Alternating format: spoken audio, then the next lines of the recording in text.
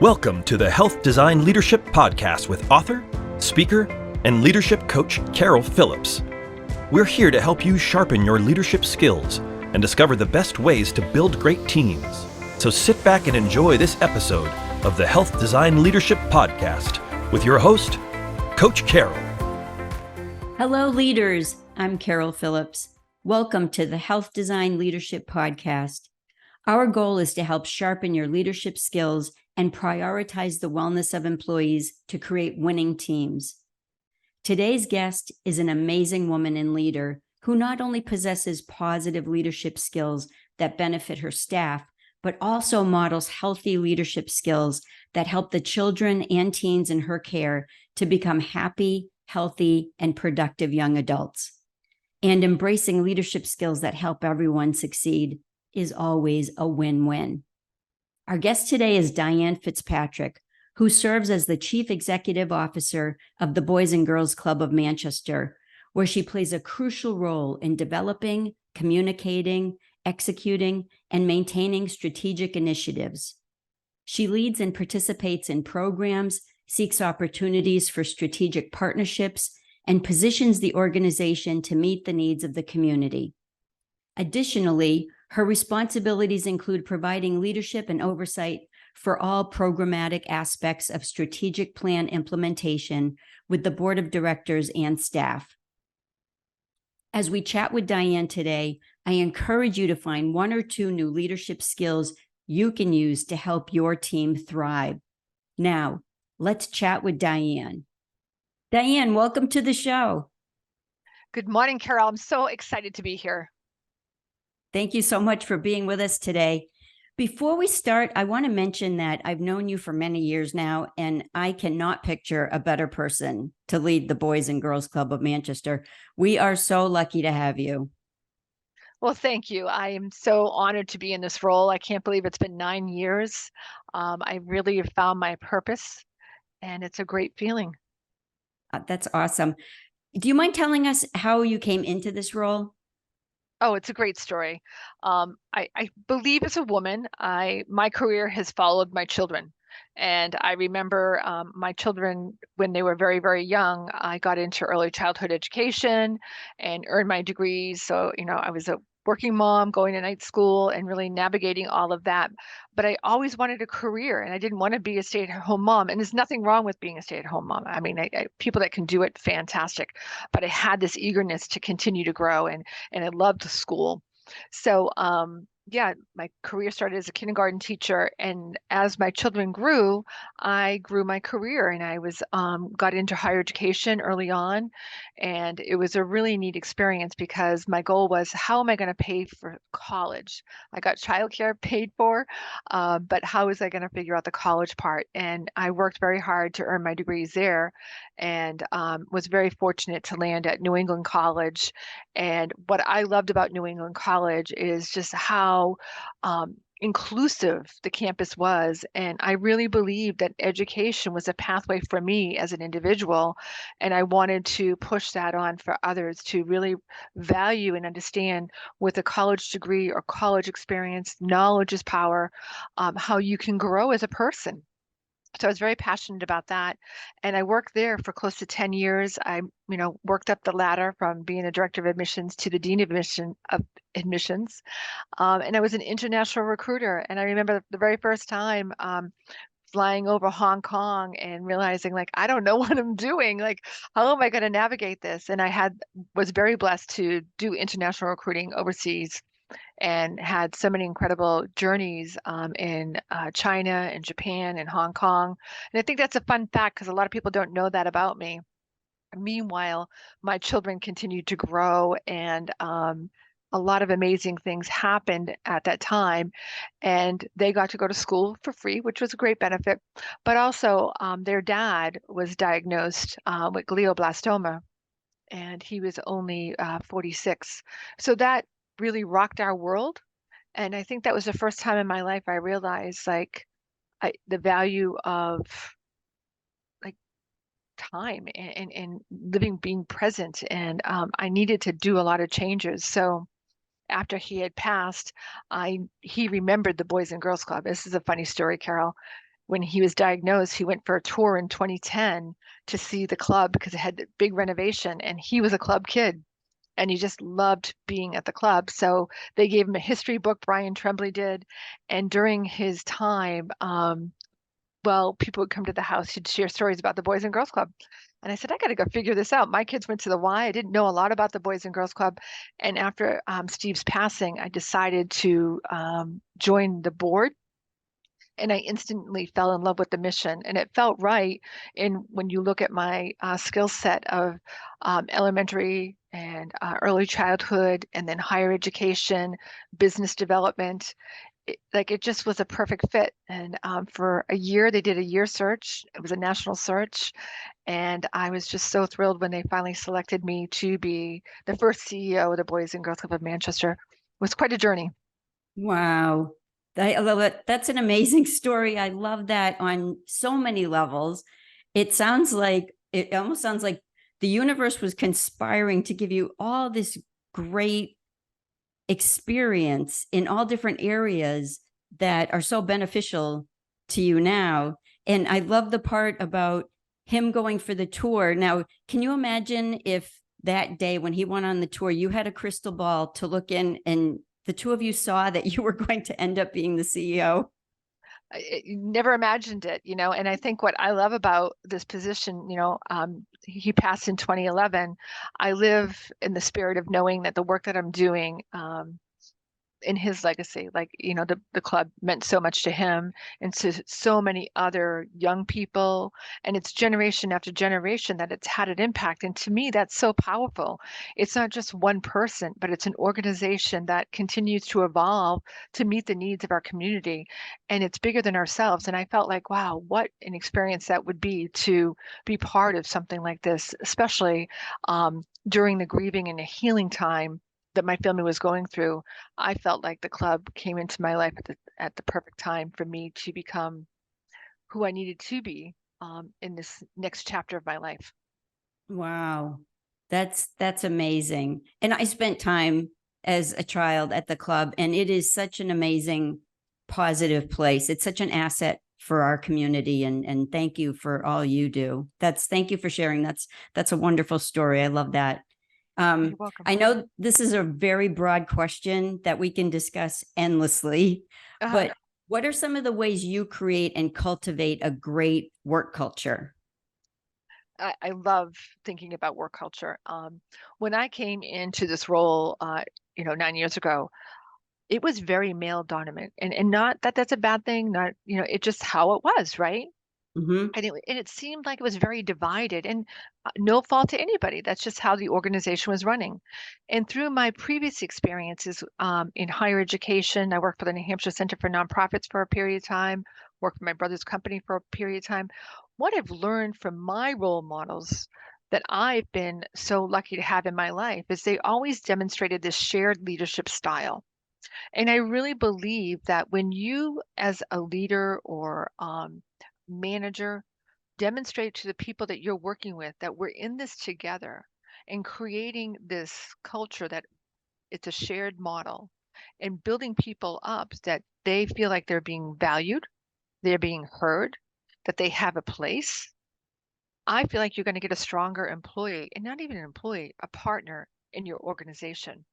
And it's been a hard road, because not everybody understands the importance. Like, we think of leadership that, oh, this is a top dog, we have to do whatever this person says, and that's not what shared leadership is. It's like getting behind the closed doors in the conference room and having great debates of what we think this organization should be and where we need to move, and creating a culture where people's voices do matter. Um, it's a real work, because you do have to have that active listening. You have to really meet people where they're at and help, I don't want to say pull them along, guide them along, so that they feel like they are successful. No one wants to work in an environment where they work hard, they work putting in 8 hours, 10 hours, 12 hours a day, and not feeling successful. People need to feel successful and valued and having a sense of purpose. So our work culture is really important. And over the last 9 years, it's continuing to evolve. Our organization's grown very fast, I think. And we finally have an HR director that cultivates that person. She's that coach for so many people here, that sounding board. And we didn't have that before, but I can't stress enough the importance for organizations to have a person on their team that can be that sounding board and help do leadership training and be there for your employees. Oh, yes, so important. And, decades ago, you're right, it was male dominated. And it was interesting in that if a male was promoted to a certain position, it was what it was. But if a woman was promoted to a top position, it wasn't uncommon to hear, oh, is she qualified? Can she do that job? And now thank goodness we're moving forward constantly in everyone having a voice, everyone being included, and the importance of kindness in the workplace and being cheerleaders for each other. So yes, culture is everything. And over the years, I've always been super aware of any level of toxicity in a workplace, or workplaces where I've felt welcome and included, where I could just relax and be happy and be creative, because that's where we all succeed. Oh, absolutely. This is a funny story, just the way you are outlining it. As a woman, they wonder your qualifications. I had just been in the job maybe 6 months. My husband and I were out to dinner, and this longtime alum, probably in his 70s, asked what I did. And I said, "Oh, I work at the Boys and Girls Club." "Well, what do you do there?" And I go, "Well, I'm actually the CEO of the Boys and Girls Club." And he looked at me and he said, "Well, what are your qualifications?" And my husband grabbed my knee and said, "Oh, she's, got her master's degree in business." And I was just like, oh, I was kind of like frozen. I didn't know what to say. And that experience stays with me, because I don't want this next generation of women to feel that they have to defend their qualifications. We need 100%. we need Right. to believe in our 100%. worth. Yes. Yes. Oh my goodness. Yeah. And maybe the frozen was knowing that you didn't have to justify yourself to, Maybe, maybe. right? Right. Or maybe we can start responding by saying, oh, I've completed the interview process, but thank you for asking. Oh, I like that. I like that a lot. Oh, and it's true, and it takes time for these changes and for us to move forward. And, we've all been in places where we have to learn, what we shouldn't be saying and what we shouldn't be asking, and maybe, rephrasing and self-reflecting all the time as we're growing. And it's true, some of the older generations, they lived in very, very different times, and what they're used to is different, but we all still need to learn and grow. So I love that story. I love your husband grabbing your knee and jumping in for you. That's wonderful. So Diane, I love that our society continues to move forward with more and more women doing great work in these leadership roles. So can you share with us your thoughts on the importance of women leading the charge, and supporting each other in the process? Yeah, I think more than ever in my role here at the Boys and Girls Club and fostering our team, I think it's just so important for leaders, and it's not by gender, to recognize how do we lift one another, right? But especially for women, and if you're in an organization like ourselves that was really male dominant, it's important to recognize how do you grow, have pathways so that you can continue to grow your staff and build up their skill sets. And I wouldn't be in the position I am today if I didn't have people that were my cheerleaders, as we called them, who guided me, to inspire me to continue my education, who inspired me to, take additional courses in leadership, because that is what builds up one's confidence. And I believe in any role that you have, managing people, running an organization or a business, you really need to figure out ways that you can meet people where they are and build them up. And especially our young women today, knowing their worth, knowing that their voice does matter, and giving them the tools so they can advocate for themselves. Mm, yes, for sure. Those tools are so important. And one of the things that I encourage people to do is get used to self-reflecting, how we're treating other people in the workplace, but also looking at our close circle to see who our cheerleaders are versus the people who sabotage. And sometimes that's not always so easy to see because it can be very subtle and there's a lot of gray. Everything isn't black and white. But sometimes if we're struggling, it's worth taking the time to look at the people around us and saying to ourselves, okay, who's my biggest cheerleaders that I can go to? And who are the people who typically sabotage my growth? And I'm making the mistake of continually going to them for advice or assistance and not noticing that they're holding me back. Right. And I think, organizations and leadership too, it's easy to sit there and say, well, this isn't working, or criticize or be critical, right? But when Mm-hmm. we can get your team to understand the importance of being solution driven and self reflection and coming to the table with that mindset, and it's all about mindset, then you've got a culture that's working collectively versus feeding into, I call like the cancer of complaining, the negativity, all of that. So, I have to do this a lot. I have to remind myself when somebody comes into my office or I'm in a meeting and people are complaining or have concerns or what have you, doing some brainstorming and saying, okay, let's figure out some solutions together. And it's been working for our team, but it takes time and constant conversation.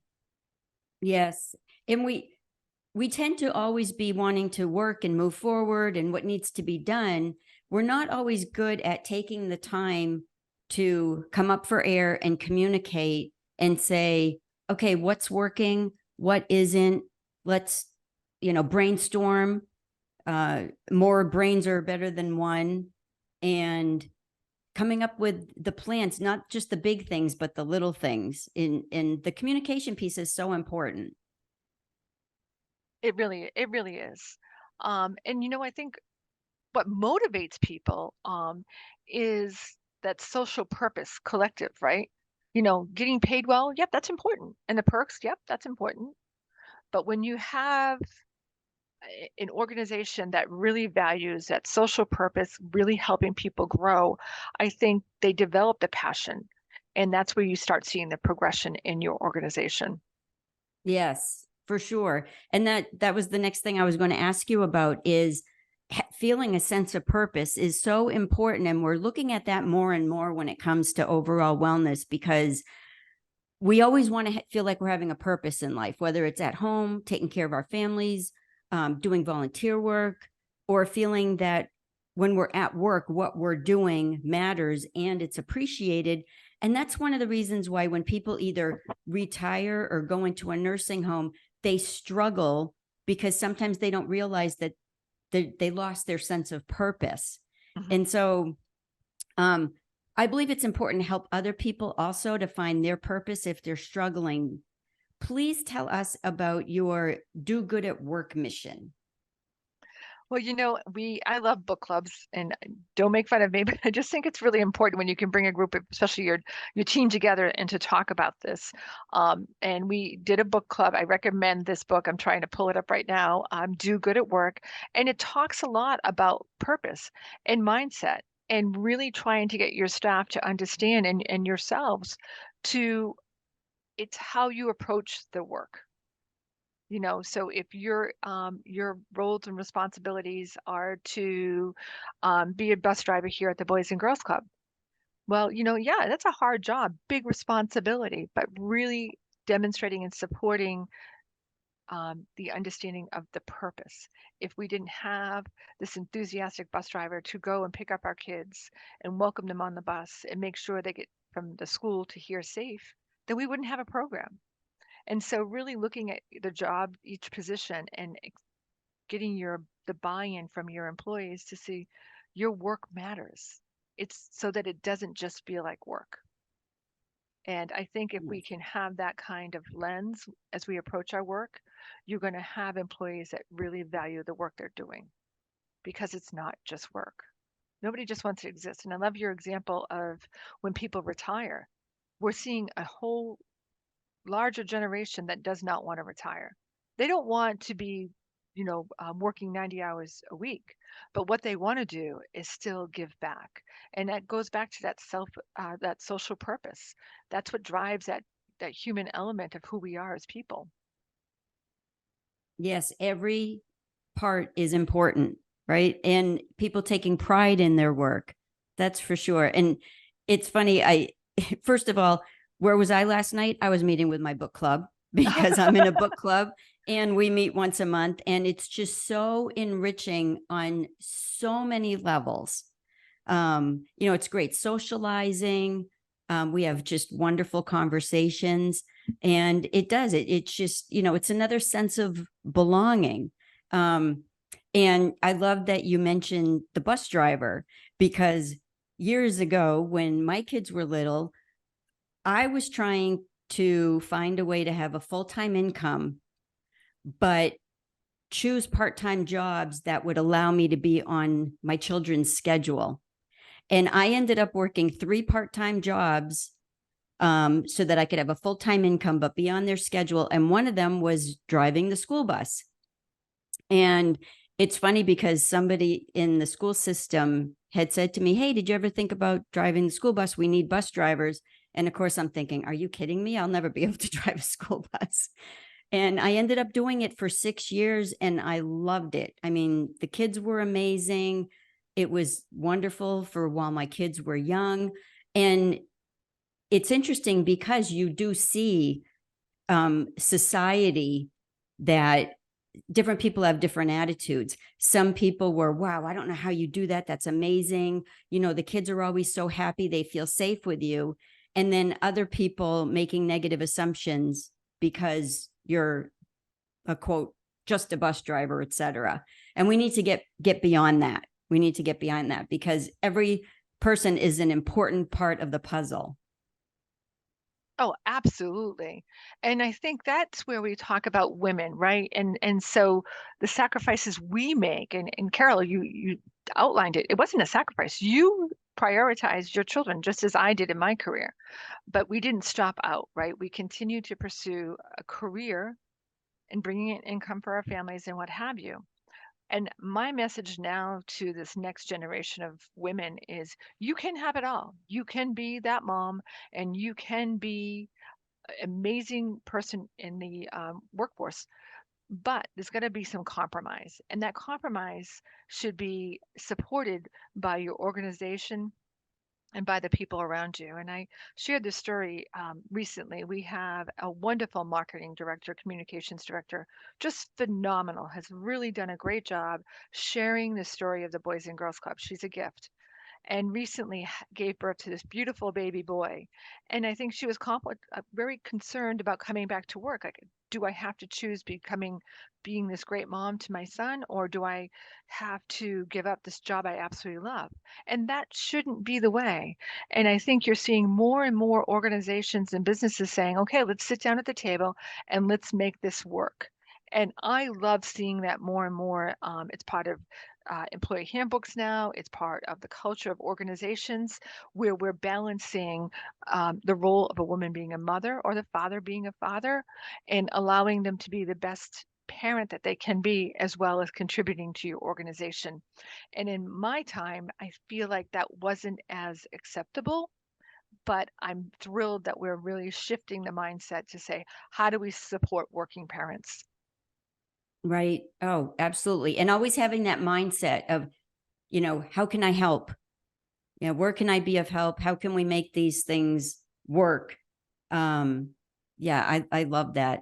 And, speaking of the universe conspiring, just like your story earlier was years later when, after I got my health education degree, one of the school districts was looking for a long-term sub.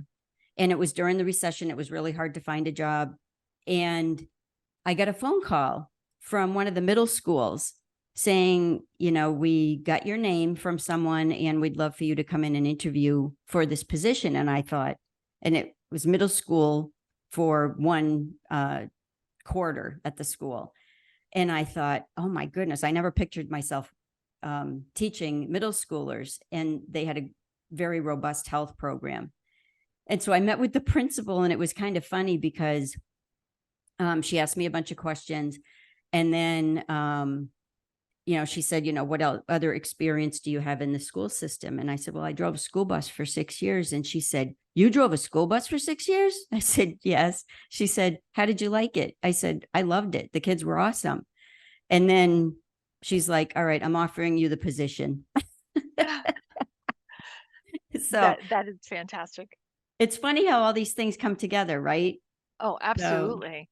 Yeah. And how do we continue to demonstrate that to the people that we work with and the women around us to realize that it's like a building block. I always share that with my daughter. My pathway wasn't a direct arrow to where I am. And I appreciate the journey of the lessons I learned along the way and the skills that I acquired because it's really made me a stronger person. And that's a wonderful way to embrace that journey. There's some lights and there's some hard times, but I think when you really look at the big picture, the pathway of the ups and downs, the dips and valleys really help you become who you need to be. Right, exactly. And you're right, because sometimes, isn't it funny? We kind of feel like, we're kind of going in different directions. And I'm sure most people have had times where I remember distinctly one time where I just looked up and I said, what do you want from me? What do you want me to do? What am I meant to be doing here? But then years later, sometimes we look back and we're like, oh, wow, all of that lined up pretty perfectly, didn't it? Yeah. In the middle of the swirling and the storm, right? We don't see the light, but when you do take that moment to reflect, you see, wow, that's why I needed to go through that to become stronger in the role that I am today. Yes, I love that. But building upon the purpose, I think when we think about finding our purpose, it brightens the world. It increases your job satisfaction, fulfillment. Yes. And it gives your career a boost because your health improves, you're happier, you feel great, you're excited about it. And so I strongly encourage people to really look at their jobs and how can you look at it in a different lens to value what you're doing and realize the purpose and the difference you're making. Yes. And don't people struggle with that, right? Sometimes we're really quick to, see the value in other people and give them compliments. And sometimes we're not realizing that we're not being so kind to ourselves.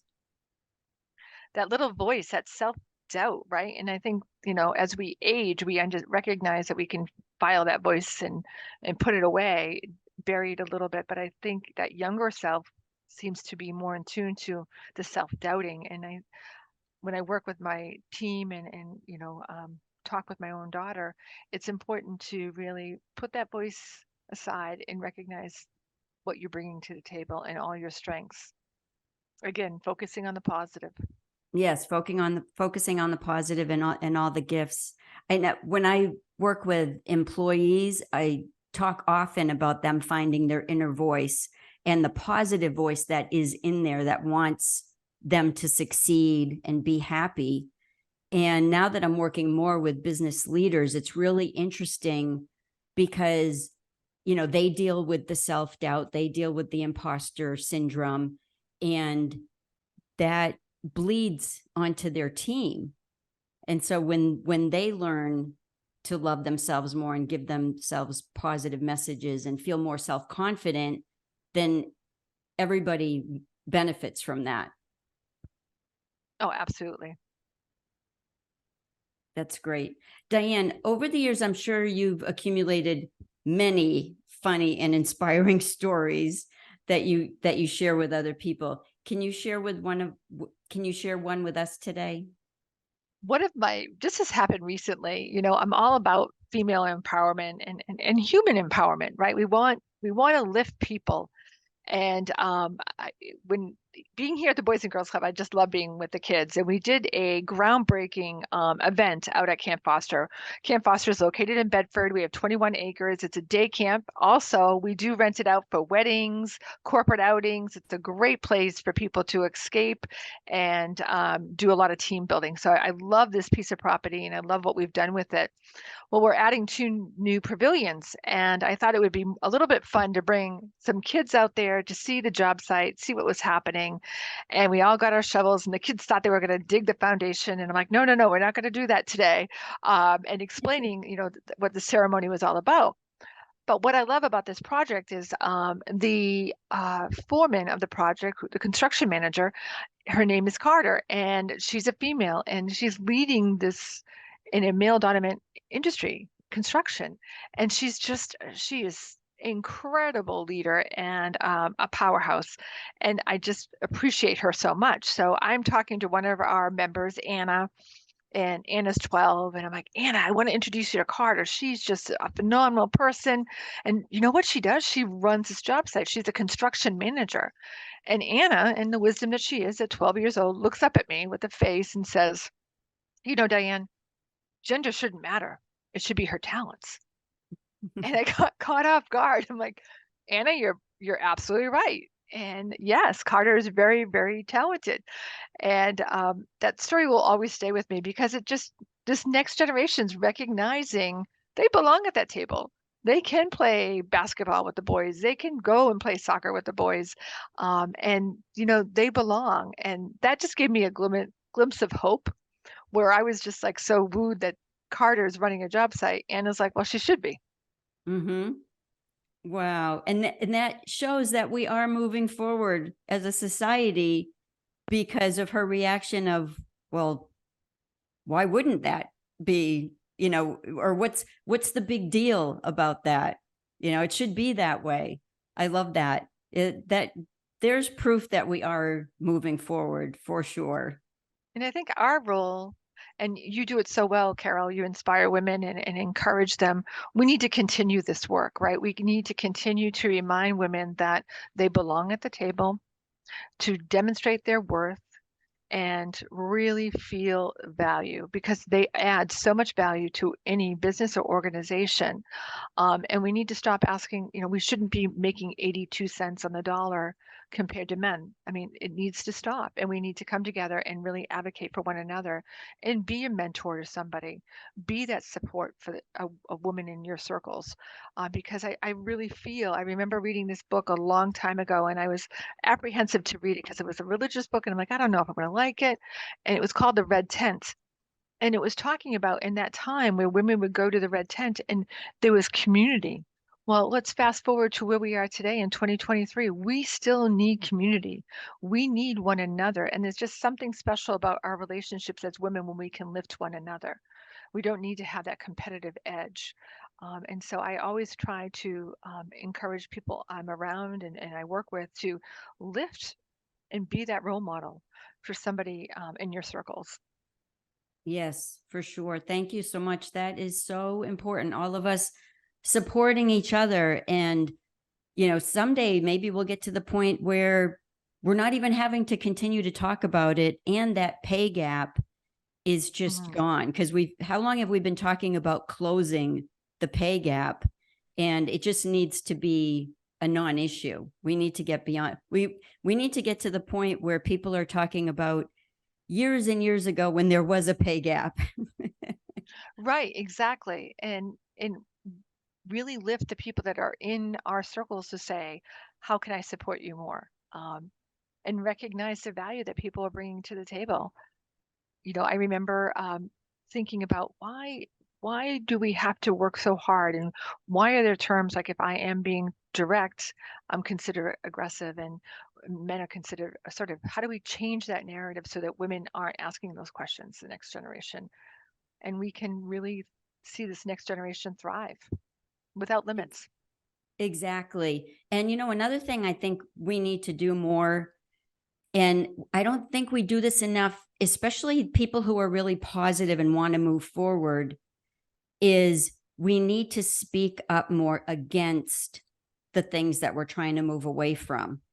We need to, when people are being treated poorly, when we see something, say something. We need to do that more often in situations such as these, such as, women in powerful positions, or the pay, for example, coworkers speaking up about, hey, wait a minute, the women here should be making the same amount as the men in the same position. And being more, I know there's workplaces that are being more transparent regarding that also. So I think we also need to see that speaking up and defending each other isn't a negative thing. It's a positive thing to help all of us move forward. And I agree with you. And creating an environment that's inclusive, right? And that's hard. That's really hard. But really keeping that unconscious bias, recognizing that, and really working hard to make an inclusive environment so that all feel that they have a voice at the table. And here at the Boys and Girls Club, that's part of our values, is creating an inclusive environment for our children. So when they walk through their doors, it's not about their socioeconomic standing. It's not about anything except for you're a kid that needs a place to be and wants to be. And we want to see you thrive and become a resilient young adult. So we do have the joy here at the Boys and Girls Club to see young kindergartners coming in at age 5 and grow and staying here until they're 18. And I feel so blessed that we can see the growth, but making sure that we create an environment that's so inclusive for all. Yes. And kids know, don't they? Kids Oh, they know know. if they're just as important as everyone else. And I think it's even harder. I remember being in elementary and high school and being raised by a single mom and not having those Nike sneakers or what have you. And now our children are so faced with such social media and other obstacles that it's so critical to create environments that kids can come and feel safe and really grow into and have people that believe in them so they can grow into the people that we want them to become, strong, Right. thriving individuals. Yes. And if they don't feel safe, it's hard. They can't get to that level. They need to feel safe first, and then they can start really looking at, all right, what do I want from life? What do I want to do? Instead of being worried about not feeling included. Exactly. And giving and recognizing that, the levels of trauma that our children and society is facing, how do we create that environment where kids can come in and just feel safe? And that should be in the workplace too. How do we bring an environment where our employees come in and feel safe, that they're heard, that this is, they've found their purpose, that they're valued. And if they are having a bad day, that it's okay. There's somebody here to support you. Yes. Kindness matters. It's It really huge. does. All right, Diane, are you ready for Coach Carol's quick quiz? Go for it. I'm going to throw out some questions, and just for fun, and so our listeners can learn a little bit more about you. There's 5 questions. Give me the first thing that comes to mind. Are you ready? I'm ready. All right. Number 1, what is your favorite part of an average day at the Boys and Girls Club? Oh, when the kids come running through the doors at 2:30, the building starts to shake. I love it. Like a stampede, right? Yep. And lots of hugs, and they tell me all about their day. It's my highlight every single day. I love that. And I mean, who doesn't remember, going home after school, or wherever you went after school, how welcomed you were. Yep. And honestly, the whole team, our admin, everything stops at 2:30 to welcome the kids in because, that's why we're here. That's our purpose. That's terrific. I love that. All right. Number 2, who was your favorite teacher in school and why? That's a really good one. Well, she was my 7th grade teacher, and her name was Nancy. And what I loved about her is every day she wore these amazing suits and she had style, and I admired that. I loved her style. And I think that's where I got my love for clothing and shopping. Not education, clothing and shopping. I don't think I've ever heard anybody say that their favorite teacher was their favorite teacher because of their style. I was just so impressed with awesome. her. And you always look so stylish, Diane. Thank you. And I did do well in her class. It was language arts, so I did well. Oh my God, I love that. Number 3, you're going on a solo week-long retreat to de-stress and maximize your wellness. Where are you going and what are you doing? Ooh, it'd be a tropical island. I love Aruba, and it would probably be doing yoga and meditation and hiking. Those are the things I would love to do. Those are great brain unwinding activities. There'd be wine involved too at night. Yes, there you go. Got to end the day that way. And it's kind of funny that you mentioned wine. So now we're going to go to the beginning of the day. So number 4 is coffee, tea, or something else. It's definitely half and half coffee. And I only have 1 cup because my energy level is too high for the world to allow me to have any more than that. Yeah, I'm a tea person myself. All day, every day. I'm addicted to tea. I was introduced to it as a child. My mother always made tea for us. And I love it. Years and years ago, it was, oh, doesn't that have as much caffeine as coffee? And it was kind of funny because when I was growing up, it was very controversial. There's something about tea though too. And during the day I'll drink tea, but that first morning cup of coffee, I cherish. You need that, right? Yes. Especially the smell. Yes. All right. Question 5. What's some of the advice you give to the great kids at the club when they are aging out of the club? A great question. A great question. You know, I've been working with young adults for so long in my life, and it's really trying to help guide them to find their purpose. And I know I've said that a lot, but not following what the world expects of them, but what do they expect of themselves? And trying to discover their own passions. And that takes time. It's not instant. So not every child should go into higher education and go to school. You know, there's so many different pathways, and giving children the permission, or young adults the permission to explore. I think we need to do more of that in our society, and letting them explore different careers, having opportunities to volunteer, to really discover what their purpose and passion is. And that takes time.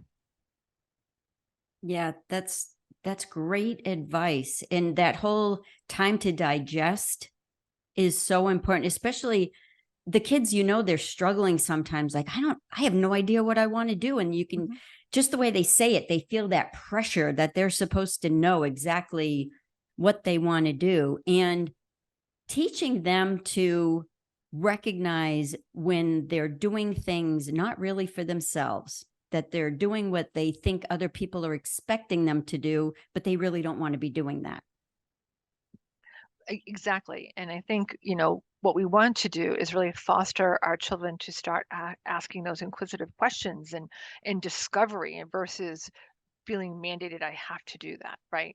So here at the Boys and Girls Club, we have workforce development programs, and we want to get our kids exposed to all types of industries, from plumbing and heating to STEM to working at Fidelity. So, I really believe in that early intervention, exposing kids to different industries so that they can start discovering what their path should be. And then community service, I believe, is so important for young people. Yes, and then they can get a taste for different things. And recently I heard this great piece of advice that talks about, instead of having children try to figure out, or young adults figure out what exactly they want to do, instead have them start focusing on parsing out what they know they don't want to do. And then they can use that to figure out what direction they want to go in. I love that. I think that's fantastic. I've seen in my career too many times young people starting college and their brains were not fully developed. When you think about being 18, that's a time where we're still developing as human beings, and giving them an opportunity to have a pause and go and figure out what they don't want to do until they're really emotionally and maturity ready to acquire and go to a 4-year institution or a 2-year community college or get into a training program at a certain business or organization. And I'm seeing more and more of that shift, that acceptance of it doesn't have to be a 4-year college pathway like it was in 2008. I felt like every human being, every parent felt like they had to get their kid into college. I think we're seeing more and more parents recognizing that their children need to discover, and it's okay if they're working a year or two to figure out what they don't want to do or what they want to do. Yes.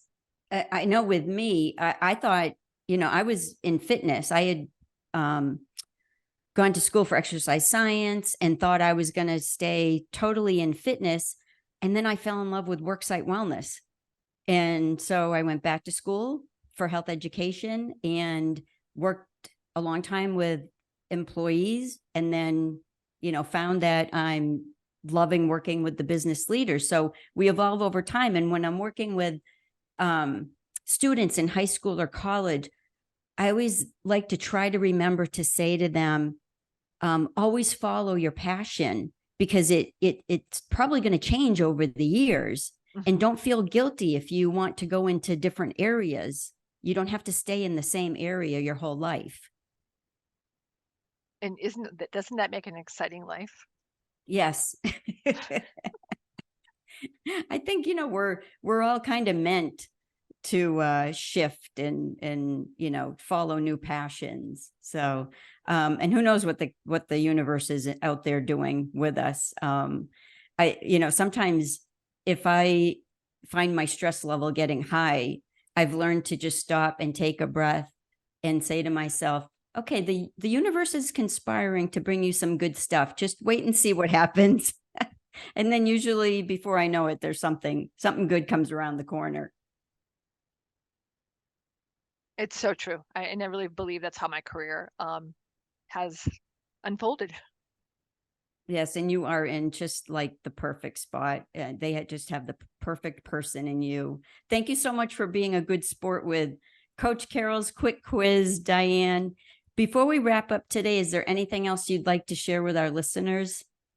Well, I'd like to share with your listeners to encourage them to visit the club. I feel like sometimes the Boys and Girls Club of Manchester is one of the best kept secrets. So I'd encourage you to go to our website at www.mbgcnh.org or give us a call at 603-625-5982. And join us for an evolution tour. We have them posted on our website, and this is a 1-hour tour that you get to come and discover what happens at the Boys and Girls Club and ways to get involved. We're always looking for volunteers that will help guide our kids. And I know people are trying to seek and find purpose. Well, why not find your purpose here volunteering at the Boys and Girls Club? Terrific. Diane, the young children and teens in our community, I feel so strongly, they deserve leaders who are smart, kind, compassionate, and fierce advocates to help them succeed. And you are all that and so much more. Oh, so thank you, grateful that Carol. you're in your position. I am too. It's a very humbling experience, but I couldn't do it without a strong community. And I'm grateful for the Manchester community and our donors and people that really believe in our mission. And I appreciate all the support you've given me over the years. It's really women helping women, lifting one another, and it takes a village, right? And to create a strong community. So thank you for all that you do.